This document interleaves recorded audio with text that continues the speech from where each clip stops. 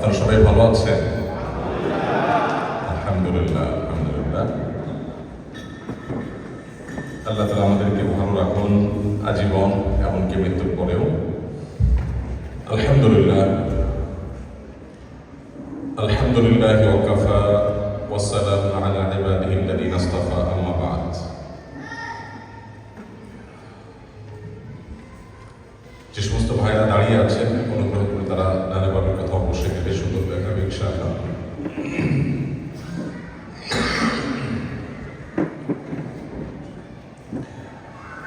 আলহামদুলিল্লাহ, সকল প্রশংসা আল্লাহ রাব্বুল আলামিনের জন্য। অসংখ্য অগণিত দরুদ এবং সালাম বর্ষিত হোক সর্বকালের সর্বশ্রেষ্ঠ মহামানব, মানবতার শান্তি এবং মুক্তির দূত হিসেবে প্রেরিত হযরত মুহাম্মদ মুস্তাফা সাল্লাল্লাহু আলাইহি ওয়াসাল্লামের প্রতি এবং তার সকল সাহাবা ও পরিবারবর্গের প্রতি, কিয়ামত পর্যন্ত আগত সকল মুমিন নারী পুরুষের প্রতি আল্লাহুম্মা সাল্লি আলাইহি আল্লাহুম্মা বারিক আলাইহি।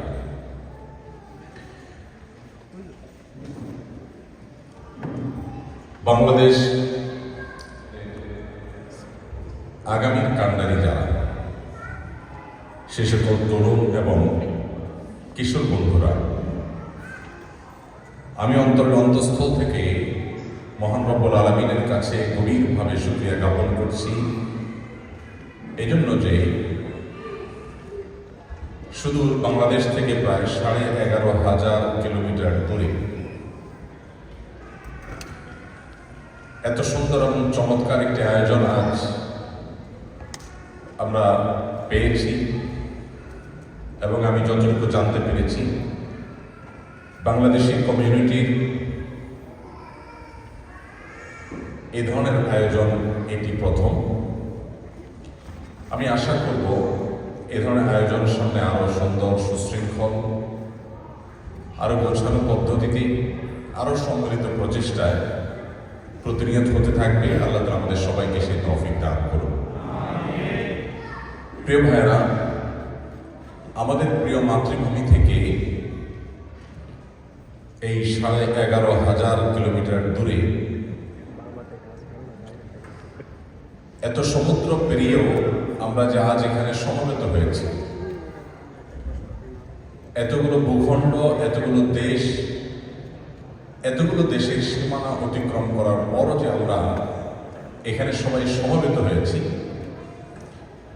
এই সমবেত হওয়াটা মূলত দুটি সূত্রে আমরা সবাই গাঁথা আছি। সেই সূত্রে আমরা এখানে একত্র হয়েছি। আমরা প্রত্যেকে, আমাদের বোনরা যারা আছেন, ভাইরা যারা আছেন, আমাদের সবাই একে অন্যের সাথে আমরা দুটি সূত্রে গাঁথা আছি।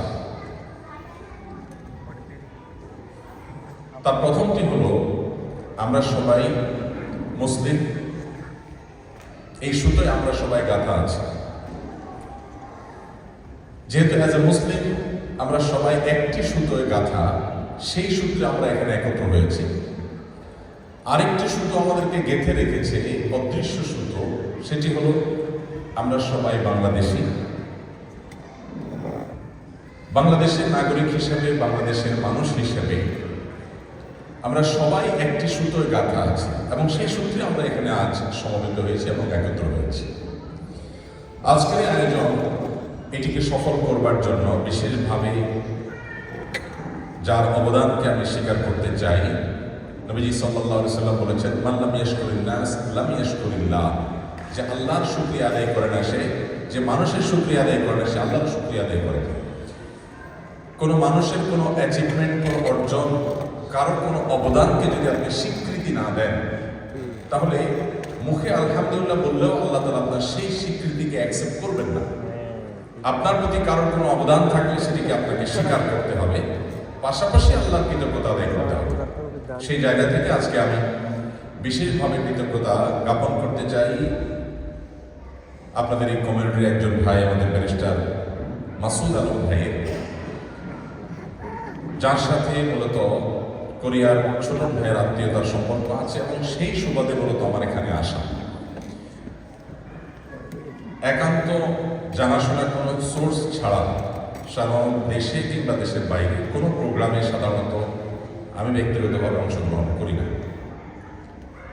তো মাসুদ আলম ভাইয়ের এই সূত্র অথেন্টিক সূত্র, বিশেষ করে তার আত্মীয় ছোট ভাইয়ের মাধ্যমে, এটা আমার কাছে যদি মনে না হতো তাহলে হয়তো আজকে এখানে আমার আসা হতো না। এর জন্য তিনি যাবতীয় প্রসিডিও দিলেন। তার প্রতিবেশী একজন অমুসলিম, তিনি তার বাসায় একটা রাইফেল আছে। তার ভাই বলছিলেন যে আমি দীর্ঘদিন পর্যন্ত তাকে পাহারা দেই, না জানে সে কখনো সুসাইড করে বসে, অনেক বয়স হয়ে গেছে। তাকে আমি বুঝাই, খবরদার, এটা করা উচিত না, সৃষ্টিকর্তা আমাদেরকে এর জন্য ধরবেন, আমাদের জীবন আমাদের কাছে আমানত, চাইলে আমরা সুসাইড করতে পারি না। তখন সেই লোক তাকে বলছেন, দেখো আমার বেঁচে থাকাটা কি জন্য, ফ্যামিলি নাই, ছেলে মেয়ে হলেও সবাই যার যার তালে থাকে, আমি এখানে বেঁচে থেকে করবোটা কি? একজন মুসলিম, তার কাছে এর উত্তর আছে। মুসলিম যদি 1 সেকেন্ড বেশি বাঁচে, একবার সুবহানাল্লাহ বেশি বলতে পারবে। মুসলিম যদি 1 দিন বেশি বাঁচে, 5 ওয়াক্ত নামাজ বেশি পড়তে পারবে। মুসলিম যদি 1 বছর হায়াত পায়, একটা রমজান বেশি পাবে। মুসলমান যদি 1 টাকা হাতে পাও, ওই 1 টাকা দান করতে পারবে। মুসলমানের প্রতি সেকেন্ডের মূল্য আছে। আপনি আপনার সেই জীবনকে মূল্যবান যদি করতে চান, আপনার ফ্যামিলির মধ্যে যে সুখটা আপনি পাবেন, ওই যে অমুসলিমের আর্তনাদ, যার ফ্যামিলি নাই, ফ্যামিলি ব্যবস্থাপনা নাই, ভেঙে পড়েছে, আপনি মুসলমান, আপনি মৃত্যুর আগ পর্যন্ত আপনার ছেলেকে যদি মুসলমান বানায় যান, কোরআনের সাথে পরিচয় করায় যান, 5 ওয়াক্ত নামাজের শিক্ষা দেন, আপনার মেয়েটাকে যদি পর্দা শিখান, মাদক থেকে দূরে রাখতে পারেন, অবৈধ রিলেশন থেকে বাঁচাতে পারেন, হারামের হাতছানি থেকে বাঁচাতে পারেন, তাহলে আপনার এই সন্তান মৃত্যু পর্যন্ত আপনার পায়ের নিচে বসে থাকবে। এই শান্তিটা অন্য ধর্মাবলম্বীরা চিন্তাও করতে পারে না, কল্পনাও করতে পারে না। সেই ফ্যামিলিকে যারা সময় দিচ্ছেন না, আমি আপনাদেরকে উদাত্ত আহ্বান করতে চাই, আল্লাহর ওয়াস্তে ব্যস্ততার একটা লিমিটেশন করেন। টাকা পয়সা অনেক দরকার হয় না সুখী থাকার জন্য। আপনার ফ্যামিলিকে সময় দেন। আমাদের নবীজি সাল্লাল্লাহু আলাইহি সাল্লাম ফ্যামিলিকে সময় দেওয়ার নির্দেশ করেছেন, তিনি নিজে দিয়েছেন। আপনারা যারা অনেকে আছেন নিজের ব্যস্ততায় ফ্যামিলিকে সময় দিতে পারেন না, বাসায় ঢুকছেন মোবাইল টিপতে টিপতে, হোয়াটসঅ্যাপে ব্যবসার কাজ করতেছেন, কোম্পানির কাজ করতেছেন, বসের সাথে চ্যাটিং করতেছেন, এগুলো দিয়া। অনেকের আবার নতুন করে ইসলাম প্রচারের নামে ইউটিউবে, ফেসবুকে ভিডিও দেখছেন, এগুলো করতে করতে বাসায় ঢুকতেছেন। আবার বাসা থেকে যখন বের হয়ে যাচ্ছেন, তখন মোবাইল টিপতে টিপতে বের হয়ে যাচ্ছেন। ফ্যামিলির সাথে কোনো রিলেশন নাই। আলহামদুলিল্লাহ, আপনাদেরকে অনুপ্রাণিত করবার জন্য বলি, আমি যতবার বাসা থেকে বের হই, পরিবারের একজন একজন করে সদস্য 4 তলা থেকে নিচতলা পর্যন্ত সিঁড়িতে আসা, সাথে থাকা, হাসি মুখে বিদায় দেওয়া, ফিল করা, অনুভব করা, এটাকে আমরা এনজয় করার চেষ্টা করি। আমি বেশ কিছুদিন অফিস থেকে আসার পর গ্যারেজে গাড়িটা যখন পার্ক করি, আমার স্মার্টফোনটা গাড়ির ড্রয়ারে বা ভেতরে রেখে, অথবা কখনো অফিসের ড্রয়ারে রেখে তারপর আমি বাসায় যাওয়ার চেষ্টা করি, যে আমার পরিবারের একান্ত সময়টা যেন মোবাইল না নিয়ে যায়, ফেসবুক না নিয়ে যায়, ইউটিউব না নিয়ে যায়, হোয়াটসঅ্যাপ না নিয়ে যায়। এর চেয়ে দুর্ভাগ্যের আর কিছু নাই যে আপনার মূল্যবান সময়গুলো এই অ্যাপগুলোকে আপনি দিয়ে দিচ্ছেন। এই জন্য আমি আপনাদেরকে বলতে চাই, এখানে বিশেষ করে প্রবাসে যারা আছেন, মা নাই, বাপ নাই, ভাই নাই, বোন নাই, আত্মীয় স্বজন নাই, আপনার ফ্যামিলিকে আপনি সময় দেন। সময় যদি না দেন, তাহলে সেক্ষেত্রে আল্লাহর কাছে আপনি আসামি হবেন। এটা একটা আপনার জন্য একটা কর্তব্য। অন্য 10টা ফরজ ওয়াজিবের মধ্যে একটা ফরজ ওয়াজিব এটাও, যে আপনি আপনার ফ্যামিলিকে সময় দিবেন। চেষ্টা করা যাবে না ইনশাআল্লাহ। আল্লাহ আমাদের সবাইকে তৌফিক দান করুন। আমি আশা করব যে আমরা আমাদের ফ্যামিলিকে একান্তে আমরা সময় দিব, কারণ তারা এখানে অনেকটা নিঃসঙ্গ, এবং ফ্যামিলিকে সময় দেওয়াটা ইটসেলফ অনেক বড় একটা বিজনেস, যেটাকে আমরা বিজনেস মনে করছি না, শুধু টাকাটাকে আমরা বড় জিনিস বানিয়ে নিয়েছি। তরুণ যারা আছেন, অনেকে ডিপ্রেশনে ভুগছেন, অনেকে চাকরি বাকরি হচ্ছে না, তাদেরকে আমি বলতে চাই যে ইমানদার কখনো ডিপ্রেসড হবে না। আপনার চাহিদাকে খুব সীমিত করেন। আল্লাহ তাআলা রিজিকের মালিক, আজকে চাকরি নাই কালকে হবে, আল্লাহ তাআলা মেরে ফেলবেন না। আমরা আয়াত সবাই পড়ি, ওমা মিন দাব্বাতিন ফিল আরদি ইল্লা আলাল্লাহি রিজকুহা। জলে স্থলে যত প্রাণী বসবাস করে সবার রিজিকের দায়িত্ব কার? আল্লাহ। অতএব ইমানদার কখনো ডিপ্রেসড হবে না। ইমানদার আল্লাহর উপর ভরসা রাখবেন। চেষ্টা করবেন চাকরির জন্য, যতদিন না হয় অস্থির হবেন না, ডিপ্রেসড হবেন না। এবং সোসাইটির মধ্যে এই ধরনের আন্তরিকতা থাকা দরকার, যে আমাদের মধ্যে কোনো ভাই বেকার হয়ে গেলে তার চাকরির ব্যবস্থা করে দেওয়া। এবং মসজিদ ভিত্তিক যে সোসাইটিগুলো আছে, এগুলোর সাথে যদি আপনি ইনভলভ হন, ইনশাআল্লাহ আপনার সব সমস্যার সমাধান সেখান থেকে হওয়া সম্ভব। আমি আশা করবো সেই চেষ্টাটা আপনারা সবাই করবেন। আল্লাহ আমাদের সবাইকে তৌফিক দান করুন। আমরা কি প্রশ্নোত্তর সুযোগ আছে? কমিট আছে আসল করে যাবেন।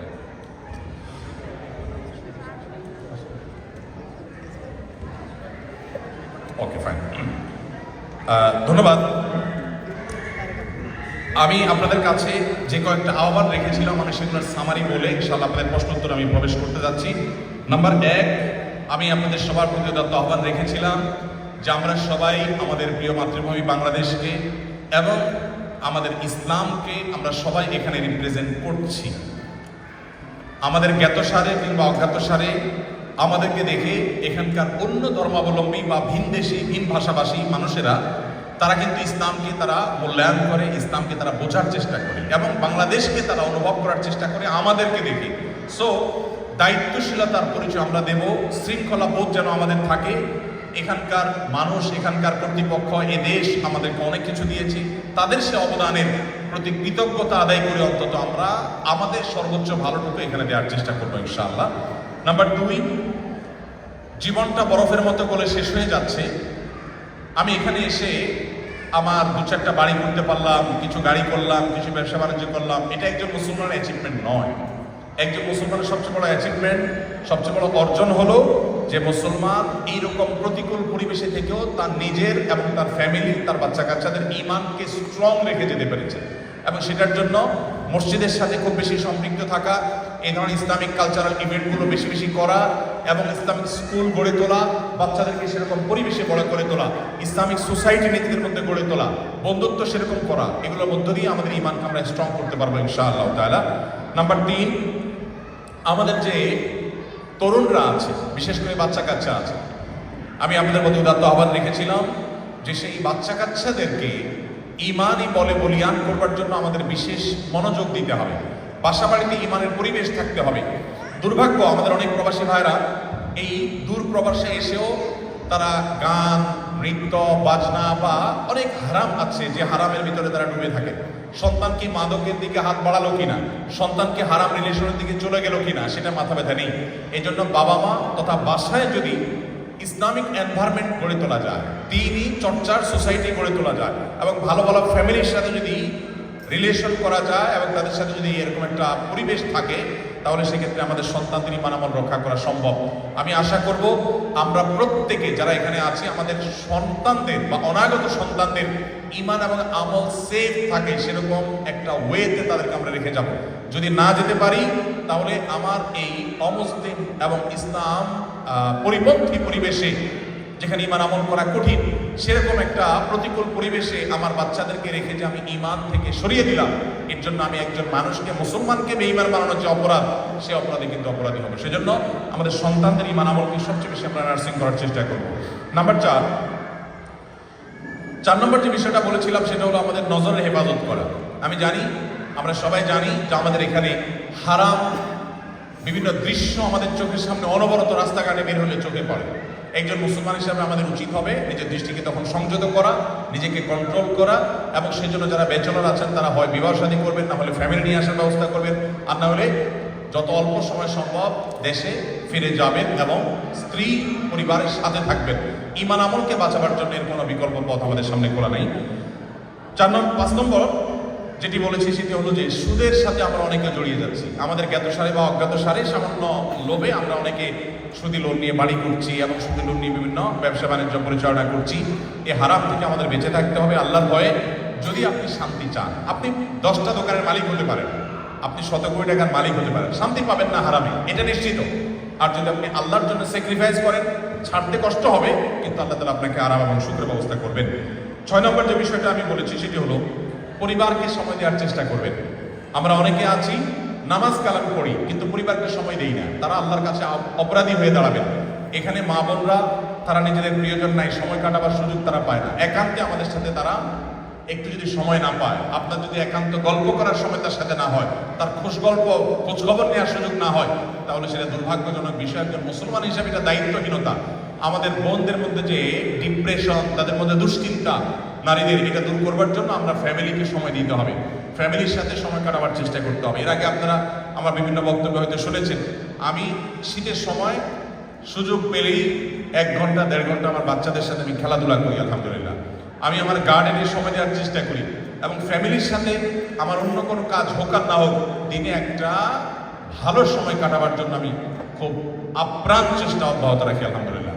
এবং আমার নবীজি সাল্লাল্লাহু আলাইহি ওয়াসাল্লাম জীবনে যুদ্ধেও কখনো ফ্যামিলি ছাড়া যেতেন না। সেখানেও ফ্যামিলিকে সঙ্গ দেওয়ার সময় চেষ্টা করতেন। আমরা অনেক উন্নত পৃথিবীতে এসে আমরা আমাদের ফ্যামিলিকে সময় দেওয়া ছেড়ে দিয়েছি, এবং এটা কিন্তু মুসলমানের কাজ না। অ্যাজ এ মুসলমান, আপনি গুড মুসলমান, ভালো মুসলমান, কোয়ালিটি মুসলমান হতে হলে আপনার ফ্যামিলির সাথে একান্তে আপনাকে সময় দিতে হবে, তাদের সাথে উঠা বসা করতে হবে, বাচ্চাকে, স্ত্রীকে। এবং দেশের চাইতে প্রবাসী এটা আরো বেশি গুরুত্বপূর্ণ, কারণ তারা এখানে নিঃসঙ্গ, অনেকটাই আত্মীয় স্বজনের সঙ্গহীন। এই জন্য আমি আশা করব এই বিষয়টা আমরা যথেষ্ট খেয়াল রাখবো। এরপরে 7 নম্বর যে বিষয়টি বলেছিলাম সেটা হলো আমাদের অনেকে আছেন যারা বেকারত্বের কারণে ডিপ্রেশনে ভুগছেন। আল্লাহ তাআলা কোরআনে বলেছেন, ওয়ালা ইয়াইয়াস মির রাহমাতিল্লাহিল কওমুল কাফিরুন। আল্লাহর রহমত থেকে আশাহত হয়ে যায়, আল্লাহর রহমতের আশা ছেড়ে দেয় যাদের মধ্যে ঈমান নাই। তারা, যার মধ্যে ঈমান আছে, সে কখনো আশাহত হতে পারে না, সে কখনো আশা ছাড়তে পারে না। সে সবসময় আশাবাদী হবে আল্লাহর প্রতি যে আল্লাহ আমাকে না খাইয়ে মেরে ফেলবেন। আমি তো জানি আল্লাহ রাজ্জাক, রিজিক দাতা, সো আল্লাহ না খাইয়ে মেরে ফেলবেন না। এই যে এত বড় হাতি, এত বড় তিমি, এত বড় বড় আল্লাহর প্রাণী আছে, এরা কি সবাই চাকরি করে? ব্যবসা বাণিজ্য আছে, তারা কি সব না খেয়ে মরে যাচ্ছে? আল্লাহ তাদের যদি রিজিক দিতে পারেন, আমাকে আল্লাহ তারা না খাইয়ে মারবেন না। তবে আমাদের চাহিদাগুলো সীমিত করতে হয়, সবর করতে হয়। নাই আমি অল্পতে চলবো, কষ্ট করে চলবো, একটা সময় আল্লাহ তাআলা আমাকে অনেক দিবেন। তো আমি আশা করব এই ডিপ্রেশনকে আমরা না বলবো। ইমানদার কখনো ডিপ্রেসড হবে না, হাসি মুখে থাকবে। আমাদের নবীজি, তিনি আল্লাহর নবী হওয়া সত্ত্বেও যদি মাসকে মাস তার বাসায় চুলায় আগুন জ্বলতো না, শুধু খেজুর এবং পানি ছাড়া কোনো খাবার মাসকে মাস তার বাসায় ছিল না, এই যদি তার অবস্থা হয়, তাহলে আমার যদি 2-4-6 বছরও চাকরি না থাকে, টাকা পয়সা না থাকে, তাহলে আমার ডিপ্রেশনে যাওয়ার তো কোনো কারণ থাকতে পারে না। আমার নবীজি সাল্লাল্লাহু আলাইহি সাল্লাম তার জীবনে সবচেয়ে সাকসেস মানুষ, মাত্র 10 বছরে পৃথিবীর ইতিহাসের সবচেয়ে জনপ্রিয় মানুষ। পৃথিবীতে তার চাইতে জনপ্রিয় কোনো মানুষের জন্ম আজও হয় নাই, কিয়ামত পর্যন্ত হবে না। কোনো খেলোয়াড়, কোনো অ্যাক্টর, কোনো জনপ্রিয় মানুষ তার 10-20 মিলিয়ন ফলোয়ার আপনি ফেসবুকে, টুইটারে, সোশ্যাল মিডিয়াতে পাবেন, কিন্তু তার মরে যাওয়ার 10 বছর 20 বছর পরে দেখবেন 10 মিলিয়ন তো দূরের কথা, 10,000 মানুষও তাকে স্মরণ রাখছে না, হারিয়ে যায়। আর মুহাম্মদ সাল্লাল্লাহু আলাইহি সাল্লাম 1400 বছর আগে পৃথিবী থেকে চলে গেছেন, এখনো ইংল্যান্ডে এবং পৃথিবীর অনেক দেশে সবচেয়ে পপুলার নাম, যে নামে বাচ্চাদের সবচেয়ে বেশি নামকরণ করা হয়, তার নাম মুহাম্মদ সাল্লাল্লাহু আলাইহি সাল্লাম। 1450 বছর পরও এখন তিনি প্রাসঙ্গিক। আপনি সেই নবীর উম্মত, অতএব আপনি যদি সেই নবীর আদর্শকে ধারণ করেন, মুসলিম আইডেন্টিটিকে ধরে রাখতে পারেন, তাহলে আপনার মধ্যে ডিপ্রেশন আসার কথা না। চাকরি নেই, আল্লাহর উপরে ভরসা করবেন, চেষ্টা করবেন, এবং নিজেদের মধ্যে সোসাইটিকে ডেভেলপ করার চেষ্টা করেছি। তাতে আমাদের প্রবাসী বাংলাদেশি ভাইরা যাদের চাকরি নেই, তাদের চাকরির ব্যবস্থা করব। আপনারা জানেন আসুন্নাহ ফাউন্ডেশন থেকে আমরা নিরলসভাবে কাজ করে চলেছি বেকারত্ব দূর করবার জন্য। আমাদের আসুন্নাহ স্কিল ডেভেলপমেন্ট ইনস্টিটিউটের মাধ্যমে আমরা গরিব এবং অভাবীদেরকে প্রশিক্ষণ দিয়ে দেশে বিদেশে চাকরি দেওয়া অথবা ব্যবসা ধরায় দেওয়া, এই দুইটার কোনো একটা দায়িত্ব আমরা গ্রহণ করছি। আলহামদুলিল্লাহ, আপনাদেরও কোনো আত্মীয় স্বজন অভাবী থাকলে তাদেরকে আমাদের ট্রেনিং সেন্টারে পাঠাতে পারেন। আমরা সেখানে শিক্ষিত, অশিক্ষিত, মধ্যশিক্ষিত সব শ্রেণী মানুষের জন্য নানাবিধ ট্রেনিংয়ের ব্যবস্থা রেখেছি। একেবারে web development course, small business management course, অ্যাকাউন্টিংয়ের উপরে কোর্স, তারপর ড্রাইভিং ট্রেনিং থেকে নিয়ে শেফ ট্রেনিং থেকে নিয়ে সব ধরনের প্রশিক্ষণের ব্যবস্থা আমরা রেখেছি। বছরে 10,000 মানুষকে ট্রেনিং দিয়ে তাদেরকে চাকরি দেওয়া, তাদের বেকারত্ব দূর করার এই স্বপ্ন আসুন্নাহ ফাউন্ডেশন দেখছে, এবং এটার জন্য আমরা ইতিমধ্যে কাজ করছি। 350 কম্পিউটার বিশিষ্ট ল্যাব আমাদের আছে, এবং সেখানে আমরা নিয়মিত প্রশিক্ষণ দিচ্ছি অভাবীদেরকে।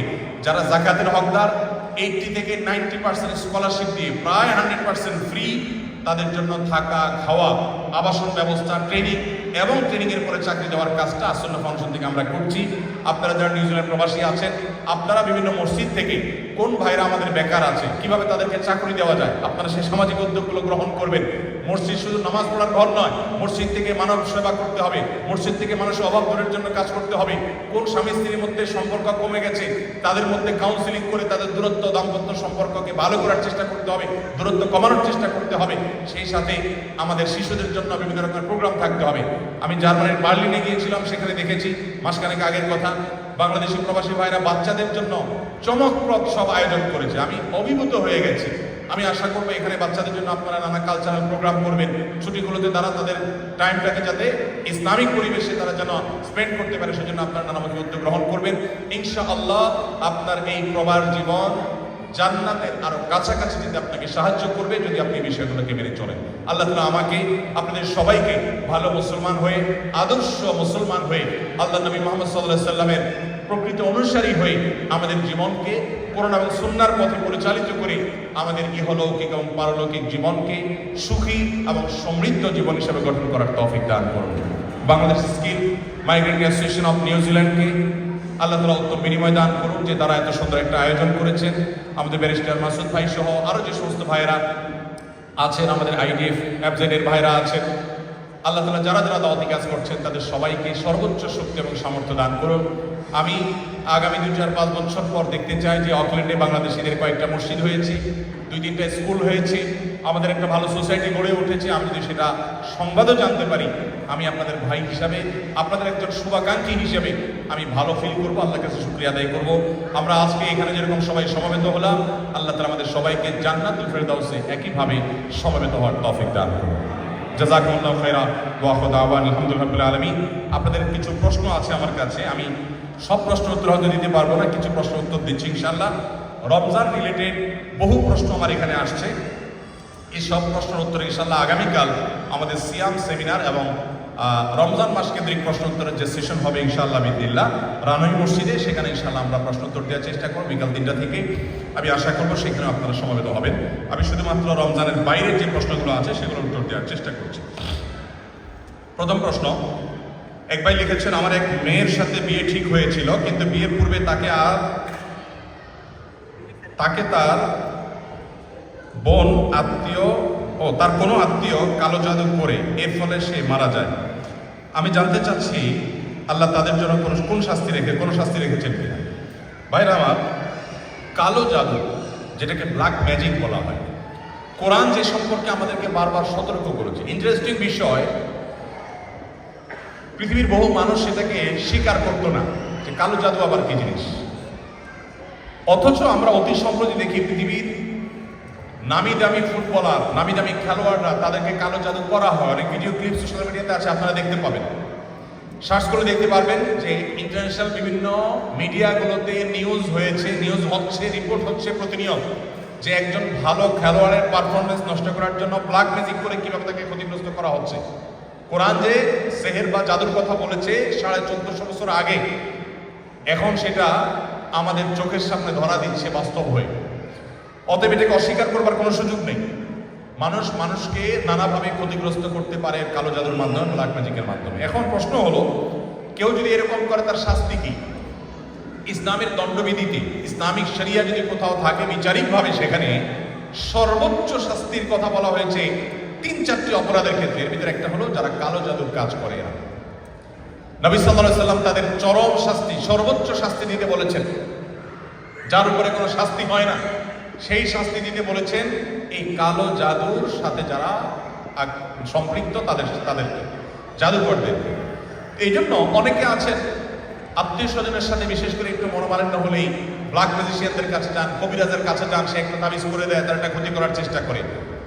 একটা হাদিস আছে, এই ব্ল্যাক ম্যাজিক এমন একটা জিনিস, ওটের উপরে প্রয়োগ করা হলে সেই ওটকে রান্নার হাঁড়ি পর্যন্ত নিয়ে যায়, অর্থাৎ মারা যায়। আর মানুষকে ব্ল্যাক ম্যাজিক করলে তাকে কবর পর্যন্ত নিয়ে যায়, অর্থাৎ মারা যায়। ভয়ঙ্কর একটা বিষয়। এটার থেকে বাঁচার জন্য কি করবেন? একজন মুসলমান হিসেবে সকাল সন্ধ্যার দোয়াগুলো ভালো করে পড়বেন, বিশেষ করে রক্ষা কবচ দোয়াগুলো। আমাদের একটা ছোট্ট বই আছে, নবী সাল্লাল্লাহু আলাইহি সাল্লামের সকাল সন্ধ্যার দোয়া ও আমজিকির। এই বইটার আমি কিছু কপি এনেছি, সংখ্যায় এত অল্প যে আপনাদেরকে দেওয়া যাবে না, আমি সবাইকে এক কপি দিতাম। আমাদের যে ওয়েবসাইট আছে আসুন্নাহ ফাউন্ডেশনের, www.asunnahfoundation.org, অথবা আমার যে পার্সোনাল ওয়েবসাইট আছে ahmadullah.info, এইসব জায়গায় আপনি এই বইটা ফ্রি ডাউনলোড করতে পারবেন। ফ্রি ডাউনলোড করে আপনার মোবাইল থেকে আপনি পড়তে পারেন। এবং ইনশাআল্লাহ আমি স্কিলের ভাইদেরকে অথবা IDF FZ অথবা মনজের ভাইদেরকে আমি ইনশাআল্লাহ দিয়ে যেতে পারি। এটা সফট কপি আপনারা গুগল আপনারা হোয়াটসঅ্যাপ গ্রুপের মাধ্যমে এটাকে আদান প্রদান করতে পারেন। সকাল সন্ধ্যার দোয়াগুলো পড়লে ইনশাআল্লাহ ব্ল্যাক ম্যাজিক থেকে আল্লাহ তাআলা সেফ রাখবেন, কেউ চাইলেও আপনাকে করতে পারবে না। আর চাঁদের 13, 14, 15 এই 3 দিন রোজা রাখলেও ব্ল্যাক ম্যাজিশিয়ানদের ম্যাজিকে কাউকে ক্ষতিগ্রস্ত করে না, এটাও রক্ষা কবচ, এই আমলটা করতে পারেন। যারা এই ধরনের অপরাধ করেছে, যে ভাই প্রশ্ন করেছেন যে আপনার স্ত্রীকে কালো জাদুর মাধ্যমে ক্ষতিগ্রস্ত করেছে এবং অসুস্থ হয়ে মারা গেছেন, আমরা তার মাগফিরাত কামনা করে আল্লাহ তাকে মাফ করুন আর পরিবারকে সান্ত্বনা নসিব করুন। যারা অপরাধ করেছে তারা অবশ্যই আল্লাহর কাঠগড়ার বিশাল বড় আসামি। মানুষ খুন করে মানুষ যে অপরাধী হয় তার চেয়ে বেশি বড় অপরাধী তারা, কারণ তারা হারাম একটা কাজ করেছে, সেহের, আবার মানুষ খুন করেছে, দুটি অপরাধ সেখানে একসাথে হয়েছে। বিধায় অবশ্যই আল্লাহর কাছে তারা শাস্তি পাবেন। এরপরে প্রশ্ন হলো, এখানকার জীবন অনেক ব্যস্ত, বিশেষ করে বাবাদেরকে অনেক হাড়ভাঙা পরিশ্রম করতে হয় বাসার খরচ চালানোর জন্য, সপ্তাহে 5-7 দিন কাজ করতে হয়। এসব ব্যস্ততার মধ্য দিয়ে আমাদের সময় তো বাবারা কিভাবে ব্যালেন্স করবে নিজেদের দ্বীনি শিক্ষা অর্জন করবার জন্য? কোরআন শুদ্ধ করে পড়া, কোরআন বোঝা, হাদিস জানা, নেকামল করা, সুন্নাহ নামাজগুলো পড়া, সন্তান ও পরিবারকে গাইডলাইন করা এবং ইসলামের পথে ও সমাজে দাওয়াতি কাজ করা, এই কাজগুলো কিভাবে করবেন? খুবই গুরুত্বপূর্ণ প্রশ্ন। আমরা আমাদের বক্তব্যে বিষয়টাকে কিছুটা তুলে ধরার চেষ্টা করেছি। আরও পার্টিকুলারলি যদি আমরা বলতে যাই, তাহলে আমরা বলবো, আমরা যারা অনেক বেশি ব্যস্ত, এত বেশি ব্যস্ত যে আমার নামাজ পড়ার সময় হয় না, এত বেশি ব্যস্ত যে আমার ফ্যামিলিকে সময় দেওয়ার সুযোগ হয় না, এত বেশি ব্যস্ত যে আমার নিজের কোরআনটা পড়ার সময় হয় না। এটাও ঠিক যে আমাদের সমাজ বাস্তবতায় ফ্যামিলিকে ভালোভাবে চালাতে হলে অনেক কষ্ট করতে হয়। এখানে আমি জানি কিভাবে সময়টা বের করবেন। নাম্বার 1, পরিবারকে নিয়ে একটা মিটিং করেন। আপনার স্ত্রী, আপনার সন্তানদেরকে নিয়ে একটু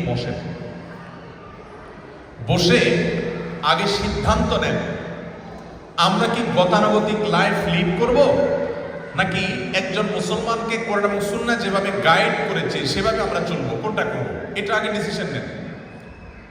গতানুগতিক লাইফ যদি আপনি লিড করতে চান, তাহলে সেক্ষেত্রে সেই লাইফে বিরতিহীন পথ চলা, পাগলের মতো 2 হাতে কামাই করতে থাকবেন, কিন্তু সুখের দেখা পাবেন না নিশ্চিত। আর যদি কোরআন সুন্নাহ যেভাবে চলতে বলেছে সেভাবে চলে, তাহলে হয়তো উপার্জন কম হবে কিন্তু সুখ নিশ্চিত। ফ্যামিলিকে বসে তাদেরকে সাথে নিয়ে আগে সিদ্ধান্ত নিতে হবে। আপনি যদি কোরআন সুন্নাহর আলোকে চলতে চান, তাহলে আপনার দুনিয়ার চাহিদাকে আগে সীমিত করতে হবে। আপনার সন্তানরা ডিসিশন নিতে হবে, অন্য বাচ্চাদের হাতে দামি ফোন আছে, দামি ড্রেস আছে, ব্র্যান্ডেড জামা কাপড় আছে, আমরা তাদের সাথে কম্পেয়ার করবো না, আমাদের এটা দরকার নেই। আমাদের দরকার কি? আমাদের বাবার সাথে ভালো সময় পাস করা। আমাদের দরকার কি? আমার মায়ের সাথে ভালো সম্পর্ক তৈরি করা। আমাদের দরকার কি? আমরা সুন্দর করে নামাজটা পড়তে পারা। আমাদের দরকার কি? আল্লাহর বিধান মতো চলতে পারা। পাশাপাশি বেঁচে থাকার জন্য, ভালো লাইফ লিড করার জন্য আমরা চেষ্টা করব, যেটুকু হয় আলহামদুলিল্লাহ, যেটুকু না হয় তার জন্য দুঃখ নাই। এই মেন্টালিটি যদি ফ্যামিলির মধ্যে আনতে পারেন, তাহলে আপনার গাদা খাটনি দেওয়া, সারাদিন টাকার পিছনে দৌড়ানো, এই কাজটা অটোমেটিকলি আপনার না করলেও চলবে ইনশাআল্লাহ। মানুষের বেঁচে থাকার জন্য অনেক বেশি জিনিসের প্রয়োজন হয় না, আসলে প্রয়োজন হয় ভাবসাবের জন্য। আমি একটা কথা সবসময় বলি, আমাদের সমাজে এখন অভাবটা মূলত টাকা পয়সার যতখানি, তার চেয়ে বেশি অভাবটা হলো ভাবের। কিসের অভাব বলেছি? ভাবের অভাব। ভাবের অভাব মানে কি? ভাবের অভাব মানে হলো টাকা পয়সার একটা ভাব আছে, আমার কয়েকটা বাড়ি আছে, এটা একটা ভাব আছে, আমার খুব দামি দামি গাড়ি আছে, এটা একটা ভাব আছে। আমরা বেশিরভাগ লোক কষ্ট করি ভাবের জন্য। আমার আসলে ভাব দরকার, ভাব নাই, এই জন্য আমি অভাবী। টাকার অভাবে অভাবী খুব বেশি মানুষ নেই ভাই। ডাল ভাত খেয়ে জীবন ধারণ করা এটা খুব কঠিন কাজ না, এটা সামান্য চেষ্টা করলে হয়ে যায়। কিন্তু আমার টার্গেট হলো অনেক লম্বা লম্বা, যার কারণে আমার সুখের দেখা আর হয় না। গাদার মতো খাটতে খাটতে একসময় আজরাইল এসে মালা কলমাইতে সময় টাইম এসে চলে যায়, সব শান্তি আর হয় না। এই জন্য ফ্যামিলিকে নিয়ে আগে সিদ্ধান্তে আসতে হবে যে আমরা খুব সামান্য উপার্জনে একটু কষ্ট করে চলবো, অন্যদের সাথে আমরা কম্পেয়ার করব না, কম্পিটিশনে যাব না যে তাদের মতো আমাদের লাক্সারিয়াস লাইফ লিড করতে হবে, নট নেসেসারি। আমরা স্বাভাবিক জীবনযাপন করব। আল্লাহ তাআলা আমাকে এখন সচ্ছলতা দিয়েছেন আলহামদুলিল্লাহ।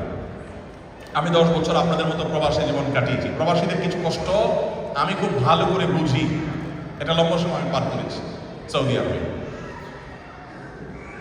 প্রিয় ভাইরা, এই যে প্রবাসীদের যে কষ্ট, এই কষ্টটা দূর করবার জন্য তাদের ফ্যামিলি এবং কোরআন সুন্নাহকে সময় দেওয়া, নিজের দিনদারিতাকে সময় দেওয়া, এটা সবচেয়ে বেশি গুরুত্বপূর্ণ। আপনি যদি আপনার নিঃসঙ্গতার কষ্ট কাটাতে চান, এর চাইতে ফলপ্রসূ আর কোনো উদ্যোগ হতে পারে না। সেজন্য আমি আপনাদেরকে বলতে চাই যে এখন আল্লাহ তাআলা আমাকে সচ্ছলতা দিলেও একটা সময় অনেক অর্থনৈতিক ক্রাইসিসের মধ্যে আমি দিন পার করেছি। আমি এমনও দিন পার করেছি যে একটা ডিমকে ভাগ করে শেয়ার করে ফ্যামিলির সদস্যদের সাথে খেতে হয়েছে। কিন্তু আমি আমার স্ত্রী এখনো প্রায় বসে আমরা আলাপ করি, সেই সময় আমাদের কখনো নিজেদেরকে এক মুহূর্তের জন্য অভাবী মনে হয় না। কারণ আমার তো আসলে সহায় সম্পদের অভাবটাকে অভাব মনে হয় না। আমার কাছে অভাবী মনে হয় কাকে জানেন? যার 2-10টা দোকান আছে কিন্তু ফ্যামিলিকে সময় দিতে পারে না। আমি মনে করি তার চাইতে হতভাগা আর কেউ নেই, সে আমার চাইতে বড় অভাবী। কারণ আমি আমার স্বামী স্ত্রীর সাথে, আমি আমার বাচ্চাদের সাথে হাসি মুখে লম্বা একটা সময় স্পেন্ড করতে পারি, বেচারা পারে না, সে আমার চাইতে বেশি অসহায়। দোকান থাকলে ধনী হয় নাকি? অনেকের অনেক ব্যবসা বাণিজ্য আছে, কিন্তু সে অভাবী। তো মেন্টালিটি পরিবর্তন করলে অনেক কিছু সহজ।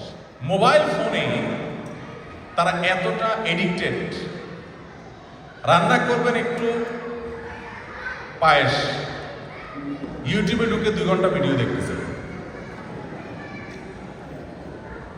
হায়ারেস তিনি নিজে যে রেসিপি জানেন এটা দিয়া ইউটিউবের ভিডিওর চাইতে কম পারেন না, কিন্তু এটি একটা রোগে পরিণত হয়েছে, এটা ট্রেন্ডে পরিণত হয়েছে। হুদাই 2 ঘন্টা 4 ঘন্টা ইউটিউবে ডুবে থাকবে, তো সময়ের বরকত নষ্ট হবে না? কি হবে? পুরুষ বলেন আর মহিলা বলেন, এই যুগে সময় নষ্ট করার সবচেয়ে বড় মেশিন হলো আমাদের স্মার্টফোন, সবচেয়ে বেশি সময় নষ্ট করে। আমি আপনাদেরকে আবার উদ্বুদ্ধ করার জন্য বলছি, আমি যখন ফ্যামিলিতে থাকি, বাসায় থাকি, আমি চেষ্টা করি মোবাইল ফোনকে যত সম্ভব দূরে রাখতে, এবং আমার সোশ্যাল মিডিয়ার অ্যাক্টিভিটিস অনেক বেশি, আপনারা জানেন, ফেসবুকে, ইউটিউবে। অথচ আমার মোবাইলে ফেসবুক এবং ইউটিউবের অ্যাপ থাকে না। সফরে আসলে, দূরে কোথাও আসলে, যখন আমার পিসির ফ্যাসিলিটি নাই, কম্পিউটার সাথে নাই, তখন মাঝে মধ্যে আমি ইনস্টল করে আবার কাজ শেষ করে আনইনস্টল করে ফেলি, শেষ। অফিসে যতক্ষণ থাকি তখন পিসিতে ব্রাউজ করি, কম্পিউটারে ব্রাউজ করি, ল্যাপটপে, কিন্তু মোবাইলে না। অতএব বোনরা তাদের দিনের কাজের জন্য সময় ব্যয় করতে চাইলে এই মোবাইলের আসক্তিটাকে আগে বন্ধ করতে হবে, কমাইতে হবে। নিজের ব্যাপারে নিজেকে সঠিক সিদ্ধান্ত নিতে হবে যে আমি ফালতু সময় নষ্ট করবো না। দ্বিতীয়ত, মসজিদ ভিত্তিক প্রোগ্রামগুলো, এগুলোতে অ্যাটেন্ড করার জন্য, দিনই প্রোগ্রামগুলোতে অ্যাটেন্ড করার জন্য মুসলমানদের নিজস্ব সোসাইটি ডেভেলপ করতে হবে, যেখানে থাকবেন কয়েকটা মুসলিম ফ্যামিলি একসাথে ভাড়ায় থাকবেন। তখন বোনরা নিজেরা মিলে বিভিন্ন দাওয়াতি প্রোগ্রামগুলো করা সহজ হবে। এটার জন্য পুরুষদেরও প্রত্যক্ষ সহযোগিতা প্রয়োজন। এরপরে প্রশ্ন হলো, স্ত্রীদের জন্য স্বামীদের ও স্বামীদের জন্য স্ত্রীদের কিছু পরামর্শ দিন পারস্পরিক সম্পর্ক মজবুত করতে ও দায়িত্ব পালন করতে। দেখুন, আল্লাহ তাআলা কোরআনে কারিমে বলেছেন, ওয়ালাহুন্না মিসলুল্লাযী আলাইহিন্না, নারীদের উপর স্বামীদের প্রতি কর্তব্য যেমন আছে, আবার একইভাবে নারীদেরও পাওনা আছে, অধিকার আছে পুরুষদের কাছে। আল্লাহ তাআলা আমাদের উভয়কে নির্দেশ করেছেন আমরা যেন পরস্পর অধিকার আদায়ে সচেতন হই। এক শ্রেণীর মানুষ আছে আমাদের সমাজে, দেখবেন মহিলাদের ওয়াজগুলো মহিলাদেরকে বেশি বেশি শোনায়, আবার অনেক সে মহিলা আছে যারা পুরুষদের ওয়াজগুলো পুরুষদেরকে বেশি বেশি শোনায়। আমাকে অনেক পুরুষ দেখে বলে, হুজুর, আমার স্ত্রী শুধুমাত্র আপনার ভিডিও ক্লিপগুলো পাঠায় এবং পাঠায় বলে, দেখো হুজুর কি বলছে, কোরআন হাদিস কি বলছে, একজন নারীর ইসলাম কত অধিকার দিছে, আর তুমি তো আমার কোনো পাত্তাই দাও না। তো আমি বলি, মহিলারা তাদের পক্ষের ওয়াজগুলোর ভিডিও লিঙ্ক আপনারে পাঠায়, তাদের উপর যেগুলো করণীয় আছে ওইগুলো আপনারা পাঠাবেন, ওইগুলো আবার আপনি তাদেরকে পাঠাবেন। আমরা প্রত্যেকে যার যার ওয়াজটা নিজে না নিয়ে ওয়াজটা আরেকজনকে শুনিয়ে চাই। আমার কাছে যত প্রশ্ন আসে, বেশিরভাগ প্রশ্নগুলো নিজে জানার জন্য না, আরেকজনকে খোঁচা দেওয়ার জন্য। বইয়ে প্রশ্ন লেখে, উদ্দেশ্য হয়, হুজুর আমার স্বামীটা উল্টাপাল্টা আছে, প্রশ্ন দিলাম আপনার কাছে, একটু খোঁচায় দেন। আবার জামাইয়ে প্রশ্ন লেখে, স্বামী প্রশ্ন লেখে, হুজুর বউটারে নিয়ে আনছি, আমি তো বললে কথা শুনে না, আপনারা প্রশ্ন আকারে সাজা দিলাম, আপনি একটু খোঁচায় দেন। এই হলো আমাদের অবস্থা। আমরা নিজেদের সংশোধন চাই না, আমরা চাই যে আমার বউটা ফেরেশতা হয়ে যাক, বউ চাই যে স্বামীটা ফেরেশতা হয়ে যাক, আমি শয়তান থাকি, নাউজুবিল্লাহ। যদি আপনাকে মুসলমান হতে হয়, ডক্টর খন্দকার আব্দুল্লাহ জাহাঙ্গীর মোল্লার নাম শুনেছেন আপনারা না? ইসলামী বিশ্ববিদ্যালয় কুষ্টিয়ার প্রফেসর ছিলেন, অনেক বড় একজন স্কলার ছিলেন বাংলাদেশে, অনেক আগে রোড অ্যাক্সিডেন্টে মারা গেছে। স্যার একটা কথা বলতেন, আমরা আজকাল বেশিরভাগ মানুষ অধিকার সচেতন, আমরা অধিকার সচেতন। স্বামীরা চিন্তা করে আমার স্ত্রী কত কম বক্ত, ইসলাম স্বামীর অধিকার কত বেশি বলেছে, স্বামীর সেবা করতে বলছে, এই বেটি বেলায় হয়ে গেছে, আমার কোনো খেদমত করে না। উনি অধিকার সচেতন। আবার একই কথা মহিলা বলে, আমার স্বামীটা এত মানুষ, ইসলাম কত অধিকার দিয়েছে। আমাদের নবীজি আয়েশা রাদিয়াল্লাহু তাআলা আমাকে খেলা দেখতে নিয়ে গেছেন, এবং আয়েশা রাদিয়াল্লাহু তাআলা বলেছেন, দেখো নবীজি এত ব্যস্ত হয়েও স্ত্রীকে এত সময় দিচ্ছেন, আর তোমরা কি উল্টাপাল্টা করো। তো স্ত্রী তার অধিকার নিয়ে চিন্তা আছে, সেও অধিকার সচেতন। আমরা সবাই অধিকার সচেতন, আমরা কর্তব্য সচেতন না। ভালো মুসলমান হতে হলে আমার অধিকারের ব্যাপারে সচেতনতার চাইতে আমার কর্তব্যের ব্যাপারে সচেতন বেশি হতে হবে। একজন স্বামী কোনোদিন এই প্রশ্ন লেখে আমার কাছে দেয় না যে হুজুর একটু বলেন একজন আদর্শ স্বামী কি করা উচিত করোনা দিচ্ছে আলোকে, আমার স্ত্রীর প্রতি আমার কর্তব্যগুলোকে আমাকে বলে দেন, না জানি কোনো কর্তব্য আদায় না করে আমি মারা যাই, আল্লাহর কাছে ধরা খাই। এটা কোনো পুরুষ জানতে চায় না। পুরুষ জানতে চায় কি, হুজুর স্ত্রীর কি কি করা উচিত আমার জন্য একটু বলে দেন। স্ত্রীটা দিয়ে আপনি কি করবেন? স্ত্রী যদি তারটা আদায় না করে সে আল্লাহর কাছে আসামি হবে, আপনার তো সমস্যা নেই। আপনি যদি আপনারটা আদায় না করেন আপনার সমস্যা, তো আপনারটা আপনি জানবেন। একই কথা মহিলাদের জন্য প্রযোজ্য। মহিলা লেখা দেয় হুজুর স্বামীর কর্তব্য কি কি আমার প্রতি একটু বলে দেন, যাতে স্বামীটা আমার মানুষ হয়ে যাবে। ভাই স্বামীর কর্তব্য আপনার জানা দরকার, তো এটা তো স্বামীর জানা দরকার। তো এই জন্য আমরা সবাই যার যার ওয়াজ জানতে চাই না, আমরা বিপরীত দিককার ওয়াজ জানতে চাই। ভালো মুসলমান হতে হলে স্বামীকেও স্ত্রীর প্রতি কর্তব্য আদায় করতে হবে, স্ত্রীকেও স্বামীর প্রতি কর্তব্য আদায় করতে হবে। স্ত্রীর কর্তব্য স্বামীর চরিত্র যেন ভালো থাকে, তিনি যেন বিপদগামিতার পথে না বাড়ায়, এই জন্য সর্বাত্মকভাবে সচেষ্ট থাকা, উদ্যোগ নেওয়া, নিজেকে সেভাবে রিপ্রেজেন্ট করা, স্বামীর অগোচরে নিজের চরিত্র, সম্ভ্রম, স্বামীর সম্পদকে হেফাজত করা। নবীজি সাল্লাল্লাহু আলাইহি ওয়াসাল্লাম বলেছেন মেয়েরা 4টা কাজ করলে তার জন্য জান্নাতে যাওয়ার পথ সহজ। তার একটা হলো ইজা সাল্লাতিল মারআতু খামসাহা, নারী যখন 5 ওয়াক্ত নামাজ পড়বে, ওয়া সামাত শাহরাহা, এবং রমজানের রোজা রাখবে, ওয়া আতাআত যাওজাহা, এবং স্বামীর আনুগত্য করবে। স্বামী অন্যায় নির্দেশ করলে আনুগত্য জরুরি না, ন্যায়সঙ্গত নির্দেশ করলে তা মেনে চলবে। ওয়া হাফিজাত ফারজাহা, নিজের সম্ভ্রমকে হেফাজত করবে। এই নারী যে কোনো জান্নাতের গেট দিয়ে সে প্রবেশ করতে পারবে। তো স্বামীর আনুগত্য করা এটা মেয়েদের জন্য তিতা করলার মতো একটা আমল, এটা খুব কঠিন কাজ। আজকাল সব মানতে চায়, এটা মানতে চায় না। নামাজ পড়বে, বোরকা পড়বে, নামাজ কোরআন তেলাওয়াত করবে, তো স্বামীর কথা মানতে চায় না, কঠিন। স্বামী যদি অন্যায় কথা বলে সেটা আপনাকে মানতে বলা হয়, ন্যায়সঙ্গতের কথা বলতে হয়, তাকে অভিভাবক হিসাবে, প্যারেন্ট হিসাবে, দায়িত্ব হিসাবে মানতে হবে আপনাকে। একইভাবে স্বামীর কর্তব্য হল স্ত্রীর ভরণ পোষণ দেওয়া, তাকে সময় দেওয়া, তার সাথে ভালো সময় কাটানো। আপনারা জানেন আমাদের আয়েশার সাথে নবী সাল্লাল্লাহু আলাইহি ওয়াসাল্লাম দৌড়াদৌড়ি কম্পিটিশন করেছেন। আপনারা জানেন আমাদের আয়েশা বলেছেন যে ইথিওপিয়ার নিগ্রো সাহাবীরা হাডুডু টাইপের একটা খেলা খেলে, উনি বলছেন আমি একটু দেখবো। নবী সাল্লাল্লাহু আলাইহি ওয়াসাল্লাম তাকে নিয়ে গেছেন দেখাবার জন্য, এবং দেখার পর যতক্ষণ সময় দেওয়া লাগছে নবীজি সময় দিয়েছেন। আমাদের আয়েশা বলেছেন যে আমি যতক্ষণ পর্যন্ত বিরক্ত হয়ে না বলেছি চলেন আর দেখবো না, ততক্ষণ পর্যন্ত নবীজি বসেছিলেন। এত ব্যস্ত হয়ে তিনি যদি তার স্ত্রীকে এরকম সময় দেন, তোমরা কিসের ব্যস্ত? অতএব স্বামীর কর্তব্য স্ত্রীকে সময় দেওয়া, তার ভরণ পোষণের ব্যবস্থা করা, এবং সেই সাথে তার জন্য নিজের চরিত্রকে হেফাজত করা। আমরা অনেকে নিজে মেসেঞ্জারে বা বাহিরে বিভিন্ন হারাম মেয়েদেরকে দেখে, হারাম দৃশ্য দেখে আমাদের চোখের জেনা করি, আবার চাই আমার বউটা সম্পূর্ণ পর্দানশীল থাকবে, ভালো থাকবে, আমি সব 2 নম্বরই করবো। অনেকে এরকম আছে। উভয় পক্ষে যথেষ্ট যার যার জায়গা থেকে দায়িত্বশীল হতে হবে। কোরআন অ্যারাবিক অনলি বা অ্যারাবিকও অর্থসহ মুসহাফ ওযু ছাড়া বা ওযু সহ ধরার ব্যাপারে বিধান কি হবে? কারণ অনেক সময় দেখা যায় অনেকে অফিসিয়াল কাজের পাশাপাশি কোরআন খুলে রাখে, যাতে কাজের ফাঁকে ফাঁকে একটু চোখ বুলিয়ে নেওয়া যায়, বা নন মুসলিমদেরকে দাওয়াতি কাজের উদ্দেশ্যে বিতরণ করা হয়। ইংলিশ অনলি ট্রান্সলেশনে সবসময় অ্যাভেলেবল থাকে না। এ ব্যাপারে একটা মত আছে যে পবিত্র অবস্থায় যে মুসহাফ ধরতে বলেছে সেটা লৌহে মাহফুজের মুসহাফকে বোঝানো হয়েছে সূরা ওয়াকিয়া। প্রশ্নের খোলাসা হলো বিনা ওযুতে কোরআন ধরা যাবে কিনা, এই হলো প্রশ্নের খোলাসা। এটার উত্তর হলো যে কোরআনে আল্লাহ যে বলেছেন যে লা ইয়ামাসসুহু ইল্লাল মুতাহহারুন, কোরআনকে শুধু পবিত্র লোকেরা স্পর্শ করে, এটা লৌহে মাহফুজে যে কোরআন আছে ফেরেশতারা স্পর্শ করে সেটাকে মিন করা হয়েছে। এটা দ্বারাই বোঝানো হয় নাই পবিত্র ব্যক্তিরাই কোরআন ধরবে, অপবিত্র কোরআন ধরা যাবে না। তবে এই সম্পর্কে নবী করিম সাল্লাল্লাহু আলাইহি ওয়াসাল্লাম বিভিন্ন সাহাবীদের বহু হাদিস আছে। আপনারা কেউ জানতে চাইলে এই সম্পর্কে ছোট ছোট বই আছে, অথেন্টিক, পুরো রেফারেন্স সব আছে। কোরআন এবং হাদিসের আলোকে এটা সুসাব্যস্ত, পৃথিবীর প্রায় সব আলেমরা একমত, হাতে গোনা কিছু লোক বাদ দিলে প্রায় সব আলেমরা একমত, ওযু ছাড়া কোরআন স্পর্শ করা যাবে না। এবং বহু হাদিস রয়েছে কোরআনের এই আয়াত যে লোহে মাহফুজে ফেরেশতারা পবিত্র, তারাই শুধু কোরআনকে স্পর্শ করে, এই আয়াত দ্বারাই ওযু জরুরি এটা সাব্যস্ত হয় না, বা দরকারও নেই। এই ওযু লাগবে যে কোরআনের জন্য, ধরার জন্য, এটা সাব্যস্ত হয় নবী সাল্লাল্লাহু আলাইহি ওয়াসাল্লামের বহু হাদিস দ্বারা। সেই সমস্ত হাদিসগুলো আমাদের কাছে চোখের সামনে আছে, বহু হাদিস রয়েছে, তার আলোকে কোরআন স্পর্শ করতে হলে ওযু লাগবে। এখন প্রশ্ন হলো আমরা কাজের ব্যস্ততায় বিভিন্ন সময় আমরা কোরআন থেকে ফায়দা নিতে চাই, কি করবো? 2টা উপায়। নাম্বার 1, আপনি অডিও বা ভিডিও শুনতে পারেন, এটার জন্য ওযুর দরকার নেই। নাম্বার 2, স্মার্টফোনে আপনার আইফোন বা অ্যান্ড্রয়েড যে কোনো ফোনে যে কোরআনের ভার্সনটা থাকে এইটা ধরার জন্য ওজুর দরকার নেই। বিশুদ্ধ মত অনুযায়ী অনেকে বলে ওজু লাগবে, বিশুদ্ধ মত অনুযায়ী লাগবে না, কারণ এটা আসলে সরাসরি টাচ করা যায় না, এটা টাচেবল না, কারণ এটা আপনার ভার্চুয়াল হওয়ার কারণে, সফট কপি হওয়ার কারণে এটা আসলে ধরা যায় না। কোরআন ওজু ছাড়া ধরতে নিষেধ করা হয়েছে।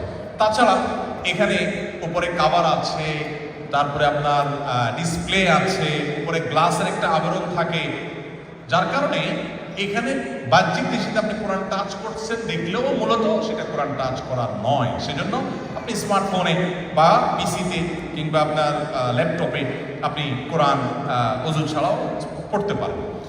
আরেকটা অপশন হলো কোরআনের যদি কোনো ব্যাখ্যা গ্রন্থ হয়, সেখানে তাফসির আছে, হাদিস আছে, অনেক কিছু আছে, পাশে কোরআন আয়াত আছে, এরকম জিনিস ওযু ছাড়া ধরা যাবে, কোনো অসুবিধা নেই। সলিড কোরআন যদি হয় তাহলে সেক্ষেত্রে ওযু ছাড়া ধরার প্রশ্নটা আসে।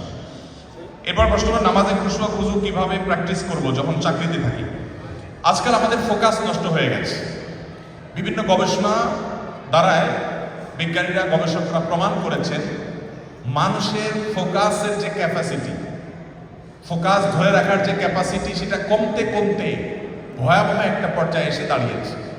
ছোটবেলায় যে কোনো কাজের প্রতি আমরা যতটা মনোযোগী থাকতে পারতাম, এখন ততটা মনোযোগী থাকতে পারি না, কারণ আমাদের ফোকাস নষ্ট হওয়ার জন্য হাজারটা আয়োজন আছে। আমরা ফেসবুকে একসাথে 1 ঘন্টা স্ক্রল করলে কয়েকশো ইস্যু আমাদের মাথা কিলবিল করে, মাথাকে এঙ্গেজ করে ফেলে, আমরা কোনো একটাতে মনোযোগ দিতে পারি না। আগে মানুষের যখন এইসব ছিল না, তখন মানুষ অনেক বেশি মনোযোগী থাকতে পারত। আমরা ছোটবেলায় যখন খেলাধুলা করেছি, আপনারা লক্ষ্য করবেন নিশ্চয়ই, তখন বাপ মা খেলার একটা আইটেম দিলে ওইটা নিয়ে আমরা দিন পার করে দিয়েছি। আর এখন পিছিয়ে পোলাপান দেখবেন, আমি গত কয়েকদিন আগে আমার মেয়ের ঘরের নাতি আছে, তার সম্পর্কে আমার মেয়ে বলল যে একটা জিনিস খেয়াল করেন, কোনো একটা জিনিস তাকে দিলে বাচ্চাকে 1 মিনিট সময় এর বেশি সে ওইটা নিয়ে এঙ্গেজ থাকে না, সে অন্য কিছু ধরতে চায়। তো আমরা পরীক্ষা চাইলাম তখন ফ্যামিলির সবাই যে আসলে তাই কিনা, পরে দেখলাম হ্যাঁ তাই। তাকে দেওয়া হলো একটা বল, কয়েক সেকেন্ড খেলার পর সে এটা এখন খেলতে চাচ্ছে না, এখন সে একটা গ্লাস ধরতে চাচ্ছে। গ্লাসটা নিয়ে আবার কতক্ষণ হাতাহাতির পর এরপরে সে চাইবে আরেকটা কিছু ধরার জন্য। অর্থাৎ কোনো একটা প্রতি ফোকাস বেশি সময় ধরে রাখতে পারছে না। এটা অল ওভার মানুষের অধঃপতনটা হয়েছে। বিজ্ঞানের উন্নতি আমাদের লাইফকে অনেক উন্নত করেছে, কিন্তু আমাদের অনেক ক্ষতিও হয়েছে। এর ভিতরে একটা হলো এটা যে আমাদের কোনো কাজের প্রতি মনোযোগ আমরা ধরে রাখতে পারি না, এবং এর কারণে নামাজের মধ্যে আমাদের সে মনোযোগ আর আগের মতো থাকে না। কিভাবে মনোযোগ ধরে রাখবো? নাম্বার 1,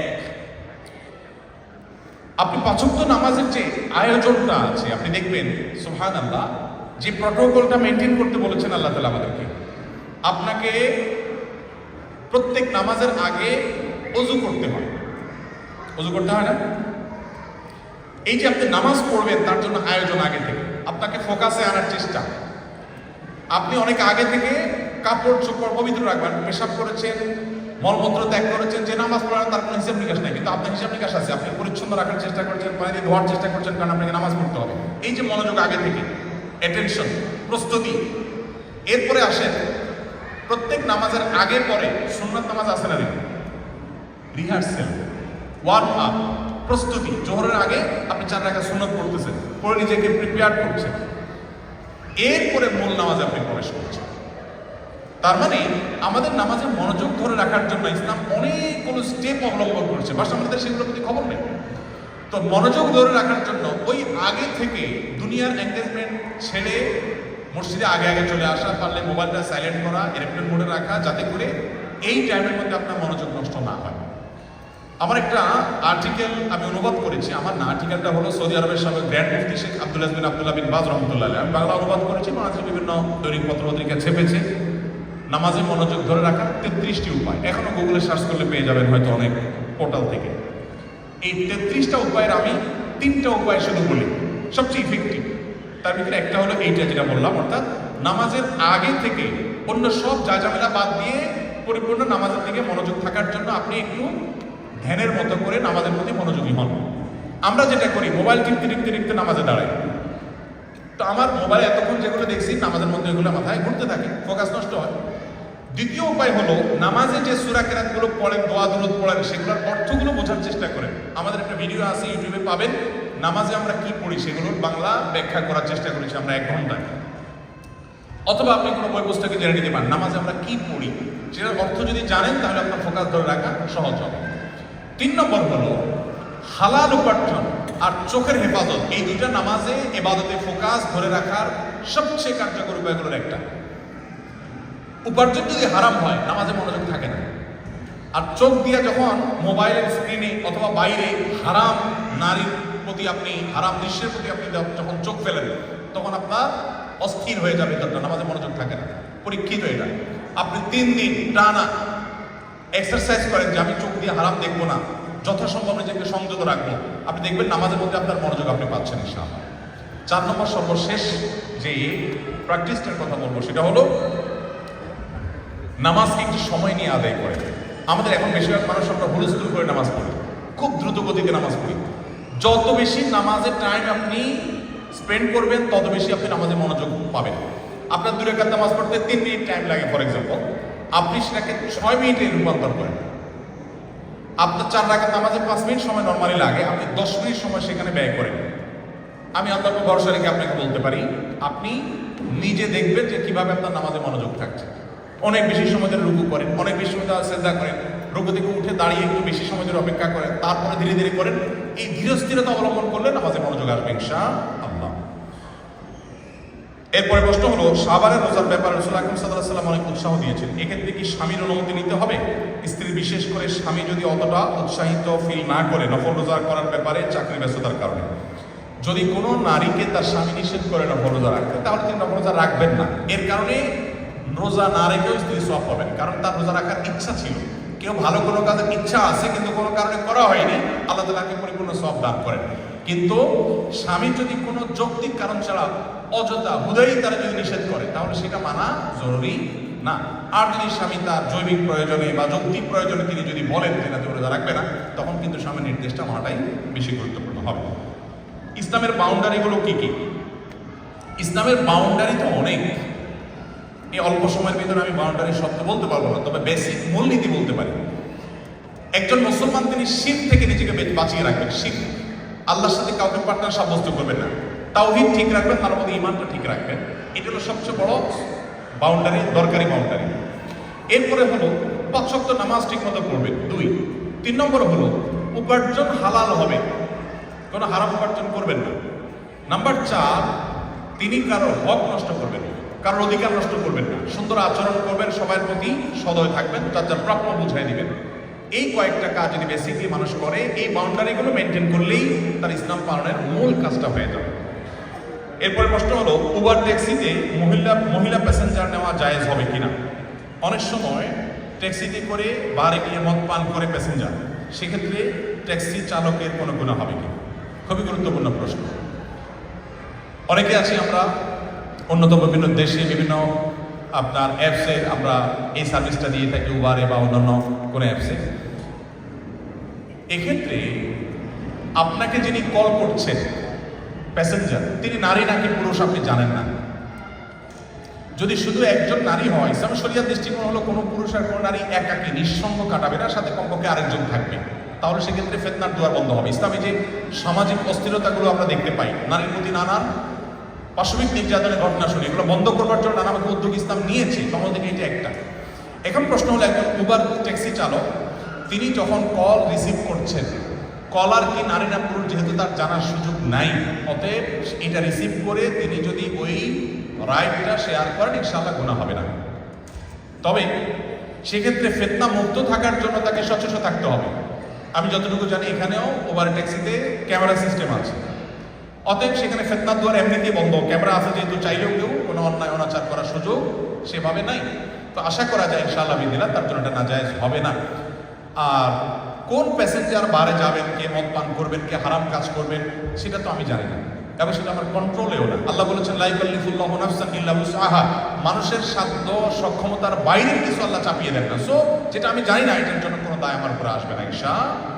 কিন্তু আমি যদি জানতে পারি একটা মানুষ আমার ট্যাক্সিতে চড়ে একটা অন্যায় করবে, তাহলে পারতপক্ষে আমি সেখানে সহায়তার ভূমিকায় থাকা আমার জন্য জায়েজ হবে না। এরপরে প্রশ্ন হলো মহিলাদের জন্য কি মুজা পরে নামাজ পড়া বাধ্যতামূলক? মহিলাদের জন্য নামাজের যে পোশাক বা সতর, সেটা হলো মুখমণ্ডল ছাড়া, 2 হাতের কবজি ছাড়া তারা পুরো শরীরকে তারা ঢেকে রাখবে নামাজের সময়। পায়ের পাতাটা ঢেকে রাখা কোনো কোনো আলেমের মধ্যে আবশ্যক, তবে অনেক আলেমের মধ্যে এটা আবশ্যক নয়। টাকনুন নিচ পর্যন্ত ঢেকে রাখলেই চলবে। সো এমন কোনো বড় পোশাক, আজকাল নামাজের ওড়না পাওয়া যায় অনেক সুন্দর, যে একদম টাকনুন নিচ পর্যন্ত ঢেকে যায়, এটা পরে নামাজ আদায় করলে নামাজ হয়ে যাবে এই মত অনুযায়ী। মোজা পরাটা ম্যান্ডাটরি না। কোনো কোনো আলেমের মধ্যে এটা জরুরি হলেও আমরা মনে করি অধিকতর বিশুদ্ধর মত হলো যে মোজা না পরেও যদি বড় কাপড় পরে, যেটা দিয়ে টাকনু সহ পায়ের পাতা সহ ঢেকে যায়, পাতাও দেখা যায় না, এরকম কাপড় পরে নামাজ পড়লে ইনশাআল্লাহ তাদের নামাজ আদায় হয়ে যাবে। সেক্ষেত্রে নামাজের যে ওড়নাগুলো আছে আজকাল বের হয়েছে, লম্বা ওড়না পুরো শরীরকে ঢেকে ফেলে, সেরকম ওড়না পরে নামাজ পড়লে নামাজ হয়ে যাবে ইনশাআল্লাহ। প্রবাসের থেকেও রমজান মাসকে আমরা কিভাবে অর্থবহ করতে পারি অনুগ্রহ করে জানাবেন। যদিও রমজান কেন্দ্রিক ইনশাআল্লাহ আমাদের আগামীকালকে আলোচনা হবে, তারপরে প্রশ্ন প্রেক্ষিতে আমরা বলে রাখি, প্রবাসের থেকেও রমজান মাসকে সঠিক ব্যবহার করার জন্য প্রথমত আমাদের রোজা রাখার ব্যাপারে ডিসিশন নিতে হবে। অনেকে আছেন হার্ড পরিশ্রম করেন, এখানে তো অনেক বেশি গরম পড়ে না, যে সমস্ত দেশে অনেক বেশি গরম পড়ে সেখানে রোজা রাখাটা অনেক কঠিন হয়, দিনের বেলা 8-10 ঘন্টা রোদের মধ্যে ডিউটি করে রোজা রাখাটা টাফ হয়। তারা প্রয়োজনে রমজানের ডিউটি কম করবে, অথবা ছুটি নেবে, অথবা কোনোভাবে মিনিমাইজ করবে, কিন্তু রোজা রাখতে হবে, আগে থেকে প্ল্যান করতে হবে। প্রয়োজনে আমি 11 মাস উপার্জন দিয়ে 1 মাস চলবো, তারপর আমাকে রোজা রাখতে হবে।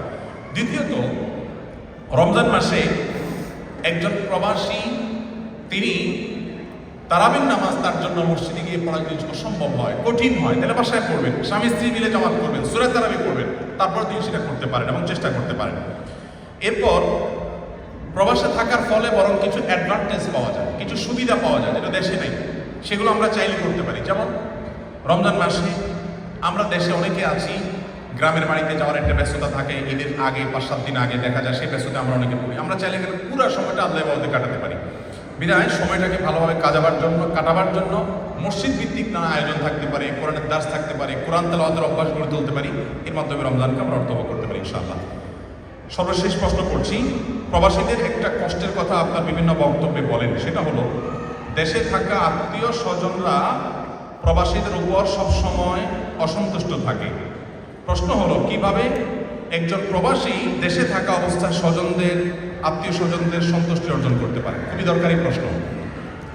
সব প্রবাসীদের মনের কথা এটা, যে প্রবাসীদের উপরে দেশি মানুষরা কখনো সন্তুষ্ট হয় না। আমি একটা কথা প্রায় বলি, প্রবাসীদের কোনো দেশ নাই, প্রবাসীদের কোনো দেশ নাই। কিভাবে দেশ নাই? প্রবাসীরা যেই দেশে প্রবাসে থাকেন, ওই দেশের অনেক মানুষ মনে করে এরা ভিনদেশী, এরা এখানকার না, ট্রিটটা সেরকম। আবার যখন নিজ দেশে যায়, বাজারে ঘাটে মসজিদে যেখানে যায়, তখন মানুষজন কি বলে? বিদেশি আসছে, বিদেশি, মানে এই লোক দেশের না, এই লোক ভিনদেশী। এই জন্য airport two airport, Dhaka airport থেকে বাড়িতে যেয়ে আবার ফেরত আসা পর্যন্ত পুরো সময়টুকু চারপাশে সবাই শুধু লুট করার চিন্তা থাকে প্রবাসীদের। এয়ারপোর্টে মাঝে মধ্যে আমি খেয়াল করি, ঢোকার সময়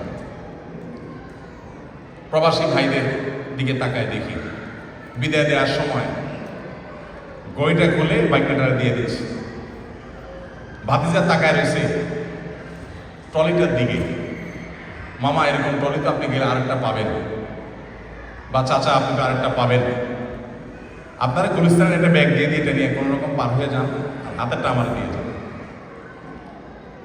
পারলে প্যান্ট শার্টটাও খুলে ধুয়া গুলিস্তানের কম দামে প্যান্ট শার্ট পরে আসা লাগে, এরকম একটা অবস্থা প্রবাসীদের হয়। আমি নিজে 10 বছর সৌদি আরবে ইসলামিক অ্যাফেয়ার্স মন্ত্রণালয়ের অধীনে প্রবাসী বাংলাদেশিদের দাওয়াতি কাজের দায়িত্ব আঞ্জাম দিয়েছি। জেলখানাগুলোতে বাংলাদেশি আসামিদের, কয়েদিদের মধ্যে কাউন্সেলিং করা আমার দায়িত্বের মধ্যে ছিল, তাদের নসিহা করা, উপদেশ দেওয়া, ধর্মীয় মোটিভেশন দেওয়া, এটা আমার দায়িত্বের মধ্যে ছিল, আমি করেছি। এই সময়টাতে আমি গভীরভাবে লক্ষ্য করেছি প্রবাসীদের কষ্ট, যাদের বউ দেশে থাকে। আমি তখনকার কথা বলছি যখন ইন্টারনেটের এত ব্যবহার বাড়ে নাই আমাদের দেশে মানুষদের, তো দেখতাম যে অনেকে মোবাইলে, সৌদি প্রবাসীদের কথা বলছি, 50 রিয়াল 100 রিয়ালের কার্ড রিচার্জ করে বউয়ের সাথে কথা শুরু করতো। শুরু হয়েছে ঝগড়া এখনো শেষ হয় নাই, কার্ড শেষ। তো তাড়াতাড়ি দোকান থেকে আরেকটা 100 রিয়ালের কার্ড ঢুকায়া আবার শুরু করতো ঝগড়ার সেকেন্ড ইনিংস। এই কার্ডও শেষ হয়ে গেছে, ঝগড়া এখনো শেষ হয় নাই, দাঁড়াও দেখতেছি আমি, আবার কার্ড ঢুকাইছে। আমার খুব কষ্ট লাগে দেখি, হারে এই যে কষ্টগুলো, এগুলো প্রবাসে থাকার কারণে হয়। এই মানুষটা দেশে থাকলে তার বউয়ের সাথে ঝগড়া এতটা হতো না, কারণ প্রবাসে আসার কারণে তার মা তাকে কান পোড়া দেয়, তার বোন তাকে কান পোড়া দেয়, আবার বউয়ে মা বোনের বিরুদ্ধে কান পোড়া দেয়। এগুলোর জন্য বেচারা থাকে নাজেহাল একটা অবস্থা। এই অবস্থায় আপনি কিভাবে সন্তুষ্ট করবেন আত্মীয় স্বজনদেরকে? খুবই গুরুত্বপূর্ণ প্রশ্ন। নাম্বার 1, আপনি এটা ধরেই নেবেন আগে, যেহেতু আমি প্রবাসে আসছি, আত্মীয় স্বজনরা আসলে কখনো পুরোপুরি সন্তুষ্ট করতে পারবো না, এটা আগে ধরে নিতে হবে। আমি যতই দেই, কলিজাটা কেটে গুণা করে সামনে দিলে বলবে লবণ কম হয়েছে। কলিজাটা কেটে গুণা করে দিছে, এটা চিন্তা করবে না যে বেচারা কলিজা কেটে গুণা করে দিছে, কি বলবে আত্মীয়? লবণ কম হয়েছে। তাহলে আত্মীয় খুশি করবেন কিভাবে? এই জন্য আগে থেকে ধরে নিতে হবে, আমি যতই করি আমি তাদের মন পাবো না, তাহলে আর কষ্টটা হবে না। আগে থেকে এটার জন্য প্রস্তুত থাকবেন। নাম্বার 2, এরপরে আপনার স্টেপ হবে যে আল্লাহর কাছে আমি জবাবদি করার মতো জায়গাটা ক্লিয়ার রাখছি কিনা। অনেক মহিলারা আছে, তারা চায় স্বামী ওই মহিলার বাপের বাড়িতে সাবান শ্যাম্পু বেশি করে পাঠাক, কিন্তু মহিলা তার ওই পুরুষটা, স্বামীটা তার নিজের ভাই বোনের জন্য বেশি কিছু দেয়, এটা মহিলা পছন্দ করে। আছে না অনেক মহিলা? তাহলে তিনি প্রবাসে থেকে তার আত্মীয় স্বজনের হক নষ্ট করছেন। একজন বুদ্ধিমতী মুসলিম নারী, তিনি সবসময় চাইবেন আমার স্বামী আমার বাপ মা আমার ভাই বোনের সাথে সদাচরণ করুক, ভালো সম্পর্ক রাখুক, এর চেয়ে বেশি ভালো সম্পর্ক রাখতে হবে তার ভাই বোন মা বাবার সাথে। এবং একই কথা একজন পুরুষের বেলায় প্রযোজ্য। পুরুষ তার স্ত্রী বেলায় চায় যে আমার স্ত্রী আমার ভাই বোন আমার মা বাবার সাথে ভালো সম্পর্ক রাখুক, কিন্তু এর চাইতে বেশি স্ত্রীকে এই ফ্রিডম দিতে হবে, স্বাধীনতা দিতে হবে যে তিনি তার মা বাপ ভাই বোনের সাথে আরো বেশি সম্পর্ক ভালো রাখার সুযোগ যেন পায়। কারণ তার জন্য তার আত্মীয় স্বজনের প্রতি সুসম্পর্ক বজায় রাখার কর্তব্যটা আপনার আত্মীয় স্বজনের সাথে সুসম্পর্ক বজায় রাখার চেয়ে কম না বেশি? ডেফিনেটলি বেশি, কারণ ওটা তাদের আত্মীয়। এই জন্য আপনি প্রবাসী থেকে আত্মীয় স্বজনের হক আদায় করছেন কিনা, এটা হলো মূল বিষয়। হকটা কি? আজকাল ফোনের যুগ, একটু খোঁজ খবর নিলেন, রক্ত সম্পর্কে আত্মীয়রা কেউ বিপদে পড়লে সাধ্য অনুযায়ী সাহায্য করলেন, নিজের সামর্থ্য নাই বন্ধু বান্ধবের কাছ থেকে কালেক্ট করে নিয়ে তার পাশে দাঁড়ালেন, টাকা দিয়ে পারছেন না বুদ্ধি পরামর্শ দিলেন, দোয়া করলেন, ব্যাস আপনি দায়িত্ব আদায় করেছেন। আত্মীয় স্বজন একের পর এক চাওয়ার মধ্যেই থাকে। আজকে ছেলের বিয়ে, কালকে মেয়ের বিয়ে, কালকে অমুক পড়া, ধানাই ফানাই করা অজুহাতের শেষ নাই। শুধু টাকা কিভাবে খসাবে প্রবাসীর কাছ থেকে। আল্লাহ আপনাকে বাধ্য করে নাই আপনার আত্মীয় স্বজনের সকল চাহিদা পূরণ করতে। যতটুকু আপনার সাধ্যে কুলায় আল্লাহর কাছে জবাবদিহি যেন করা যায়। ধানাই পানাই করে আপনি ধরি মাছ নাচুই পানিটা আপনার চোখে ধুলা দেওয়ার মতো না। সিরিয়াসলি আত্মীয় স্বজনের জন্য আপনার রক্ত সম্পর্কে যারা, তাদের প্রায়োরিটি বেশি। আত্মীয়ের মধ্যে আবার যেমন আপনার মা বাপ, তাদের ভরণ পোষণ দিয়ে আপনার কর্তব্য, ভালোভাবে যেন চলতে পারে। নিজে খেদমত করতে পারছেন না, দূর দেশে আছেন, কাজের লোক রেখে দেন, তাদের বেতন দিয়ে দেন যাতে মা বাবার খেদমত তারা করতে পারে। ভাই বোন আছে, তাদেরকে নগদ টাকা দিয়ে সাহায্য করার চাইতে তাদেরকে স্কিল ডেভেলপ করে দেওয়া, কাজ শেখানো, যোগ্যতা তৈরি করা, সুশিক্ষিত করা, পারলে বিদেশে নিয়ে আসা, দেশে এস্টাবলিশ করা, এই চেষ্টা করবেন। মুশকিল হলো পরের টাকায় অভাব দূর হয় না। আসলে বেশিরভাগ প্রবাসী ভাইদের ভাই বোনরা বেকার থাকে, কারণ হলো প্রবাস থেকে টাকা পাঠায় আর বসে বসে টোটো করে খরচ করে, ওর টান থাকে না। অনেক প্রবাসীরা আছে আমাদের দেশে, মা বাপকে ফোন করে, বাপরে ফোন করে বলে বাবা খবরদার তোমার যেন খেতে যাইতে না দিবি, এত কষ্ট করতেছি কেন, বসে বসে খাইবার শুধুমাত্র। ভুল ডিসিশন। একজন মানুষ তিনি কাজ করলে, পরিশ্রম করলে ভালো থাকে। আপনারা এখানে দেখেন বৃদ্ধ মানুষরাও কাজ করে, তাই না? ইসলাম আমাদেরকে অলস বসে থাকতে বলে নাই। আপনি বাবার ভালো থাকার জন্য টাকা পয়সা দেন, কিন্তু বাবাকে কাজ করতে নিষেধ করবেন না, তিনি সুস্থ থাকবেন। প্রবাসী হিসেবে আমাদের আত্মীয় স্বজনের কর্তব্যগুলো আদায় করবো, তাদের বিপদ আমাদের সাহায্য করার চেষ্টা করব। সব দিয়ে দিতে আপনাকে বলে নাই। মেজরিটি, বিশেষ করে মিডল ইস্টের প্রবাসীদের এই সমস্যাটা বেশি হয়। মালয়েশিয়া যারা থাকেন, ইউরোপ আমেরিকা প্রবাসী যারা আছেন, আপনারা অনেকে পারলে দেশের জমি বিক্রি করে এখানে বাড়ি করেন। এটা হলো বাস্তবতা। আপনারা নাখোশ হইলেও আমি কিছু করার নাই, এটা হলো সত্য কথা। মিডল ইস্টের ভাইয়েরা বা অন্যান্য এলাকার ভাইয়েরা যেটা করে, যা কামাই করে সবই দেশে পাঠায় দেয়, এক্ষেত্রে ভুল যেটা হয় সেটা হলো সব হয় বাপের নামে আর না হলে বইয়ের নামে দিয়ে দেয়, ভাই বোনের নামে দিয়ে দেয়। একটা সময় তারা ল্যাং মেরে তাকে ফেলে দেয়, এরপর বলে যে আত্মীয় আমার শেষ করছে। এক্ষেত্রে আমাদের নিজেদের ভুল হলো আমরা সব উজাড় করে দিয়ে দিই। ইসলাম আপনাকে সব উজাড় করে দিতে পারে। বাপেরটা বাপকে দেন, ভাইটা ভাইকে দেন, আপনারটা আপনার থাকবে, স্ত্রীটা স্ত্রীর থাকবে, সবাইটা যার যারটা তার। অতি ভক্তি করতে গিয়া বা বেশি ভক্তি করতে গিয়া সব একজনের কাছে দিলেন, এবার সে চান্স পেয়ে আপনাকে ল্যাং মেরে দিচ্ছে। এবার বলছেন হ্যাঁ হুজুর দোয়া দরুদ দেন, কিভাবে আমি উদ্ধার করবো? দোয়া দরুদ দেওয়ার কাজ হবে না। আপনি নিজে লাগাবেন তাল গাছ, আশা করবেন আম, জীবনও হবে না। অনেক প্রবাসীরা এই ভুলগুলো করে, এগুলো আমরা করবো না ইনশাআল্লাহ। অনেকে আছেন প্রবাসে আসার পর নিজের দেশে মানুষকে, আত্মীয় স্বজনকে ভুলে যান, তারা আল্লাহর কাছে অপরাধী হবেন। আত্মীয় স্বজনের সাথে সুসম্পর্ক রাখা ফরজ, কোরআন নির্দেশ করেছে। আপনি দেশে থাকলে নিয়মিত যেতে পারতেন, এখন যেতে পারছেন না। এই জন্য ঘন ঘন ফোন দিবেন, খোঁজ খবর নেবেন এবং দেশে যাওয়ার চেষ্টা করবেন। যাদের বাচ্চা কাচ্চা এখানে হচ্ছে, বড় হচ্ছে, এদেরকে দেশের কালচারে বড় করবেন, দেশীয় কালচার তাদেরকে শেখাবেন, নিজেদের মধ্যে সেটার চর্চা করবেন। আর মনে রাখবেন, ইসলাম হলো সেই সুতো, যেই সুতো আমাদের কালচারকে ডেভেলপ করতে সবচেয়ে বেশি সাহায্য করবে, আইডেন্টিটিকে ধরে রাখতে সবচেয়ে বেশি সাহায্য করবে। এছাড়া নাচের অনুষ্ঠান করবেন, গান অনুষ্ঠান করবেন, ইসলামকে প্র্যাকটিস করবেন না, এগুলো আপনাকে এই সমাজের সাথে মিশিয়ে ফেলবে এবং আপনার আইডেন্টিটিকে একেবারে মুছে দিবে। আপনি দেখবেন পৃথিবীতে শত শত বছর ধরে যারা আছে, গুজরাটের ইন্ডিয়ানরা, তারা দেখবেন ইংল্যান্ডে গিয়ে পুরো ইংল্যান্ড তারা জয় করে ফেলেছে। মূল ভূমিকা রেখেছে তাদের ধর্ম, তাদের রিলিজিয়ন, ইসলামকে তারা প্র্যাকটিস করে যারা, তারা দেখবেন যে শত শত বছর তাদের 5th জেনারেশন 6th জেনারেশন এখন চলছে, তারা এখনো ইসলামকে সঠিকভাবে ধারণ করছে এবং আইডেন্টিটি ধরে রাখছে। মনে রাখবেন, আইডেন্টিটি ধরে রাখার জন্য ধর্মের চাইতে পাওয়ারফুল কোনো টুল পৃথিবীতে আর নেই। এই জন্য আপনারা এর মধ্যে যত বেশি থাকতে পারবেন, সন্তানদেরকে আপনি দেশের সাথে, দেশের মাটির সাথে কানেক্টেড রাখতে পারবেন। তাদেরকে নেওয়া, কানেক্টেড রাখা, সেই কালচারের সাথে তাদেরকে বড় করা। আল্লাহ আমাদেরকে তৌফিক দান করুন। জাযাকুমুল্লাহ খাইর। অনেক প্রশ্ন আরো আছে, যে প্রশ্নগুলো রমজান রিলেটেড, আমরা ইনশাআল্লাহ কালকে উত্তর দেওয়ার চেষ্টা করব। অনেক দীর্ঘ সময় আমরা কথা বলার চেষ্টা করেছি, আপনারা খুব ধৈর্য সহকারে শুনেছেন, বসেছেন, সময় দিয়েছেন। অনেকে আমি জানি অকল্যান্ডের বাহির থেকে, বিভিন্ন সিটি থেকে কষ্ট করে এসেছেন। আপনাদের সবার প্রতি কৃতজ্ঞতা জ্ঞাপন করছি। আল্লাহ তাআলা যদি আমাদেরকে তৌফিক দান করেন, আবারও আমরা সমবেত হবো ইনশাআল্লাহ। কালকের পরেও আবারও আল্লাহ কখনো তৌফিক দিলে আমরা ইনশাআল্লাহ আসবো। আমি আবারও অন্তঃস্থল থেকে নিউজিল্যান্ড কর্তৃপক্ষকে, বিশেষ করে নিউজিল্যান্ড ইমিগ্রেশনকে আমি ধন্যবাদ জানাচ্ছি যে তারা আজকের এই প্রোগ্রামে আসার জন্য আমাকে পারমিশন দিয়েছেন, এই প্রোগ্রামটা আয়োজন করবার জন্য তারা অফিসিয়ালি পারমিশন দিয়েছেন। এই জন্য তাদের প্রতি কৃতজ্ঞতা। তারা আমাদেরকে যে আমাদের কালচারাল ডেভেলপমেন্টের জন্য তারা যে অনুমোদন করেন, সহযোগিতা করেন, পৃথিবীর অন্য অনেক দেশে যেটা আমরা এভাবে পাই না, সেজন্য অবশ্যই এই দেশ, এই মাটি আপনাদের জন্য অনেক বড় সম্ভাবনার একটা জায়গা। আপনারা যদি সঠিক সময়ে সঠিক কাজটা করতে পারেন, তার সুফলটা 50-100 বছর পরে আমাদের পরবর্তী জেনারেশনগুলো ঘরে তুলতে পারবে ইনশাআল্লাহ।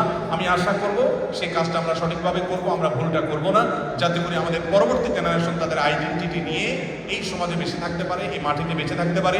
এই মাটির প্রতি, এই দেশের প্রতি আপনাদের দায় আছে, দায়িত্ববোধ আছে। আমি আশা করব সেটা আপনারা সঠিকভাবে আদায় করবেন।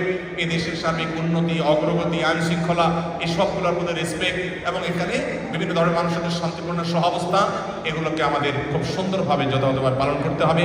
আমরা যে কথাগুলো বলেছি, সঠিক কথাগুলো অনুযায়ী আমাদের সবাইকে আমল করার তৌফিক আল্লাহ তাআলা দান করুন। আমাদের একটা সুখী পরিবার, সুখী সমাজ গঠন করবার জন্য, সুখী পৃথিবী গড়ে তোলার জন্য আল্লাহ তাআলা আমাদের সবাইকে যার যার জায়গা থেকে ভূমিকা রাখার তৌফিক দান করুন। Skill migrant association of New Zealand যারা প্রোগ্রাম আয়োজন করেছেন এবং যারা ভলান্টিয়ার ভাইরা অনেক কষ্ট করেছেন, অনেকে বিহাইন্ড থেকে কাজ করেছেন, অনেকে ফিনান্সিয়াল সাপোর্ট করেছেন, সহযোগিতা করেছেন, সবাইকে অন্তঃস্থল থেকে আমি কৃতজ্ঞতা জানাচ্ছি। অসম্ভব ভালো লাগার কাজ করেছে, আপনাদের আন্তরিকতা দেখে মুগ্ধ হয়েছে, আপনাদের ভালোবাসা দেখে মুগ্ধ হয়েছে, আপনাদের শৃঙ্খলা বোধ দেখে। আল্লাহ তাআলা আমাদের সবাইকে ঠিক এইভাবে বারবার সমবেত হওয়ার এখানে তৌফিক দান করুন। এই মাটিতে আল্লাহ আমাদেরকে একত্র করুন, শুধু এখানেই নয়, আল্লাহ আমাদেরকে জান্নাতুল ফিরদাউসেও একইভাবে সমবেত হওয়ার তৌফিক দান করুন। ধন্যবাদ সবাইকে। জাযাকুমুল্লাহ খাইরা। আসসালামু আলাইকুম ওয়া রাহমাতুল্লাহি ওয়া বারাকাতুহু।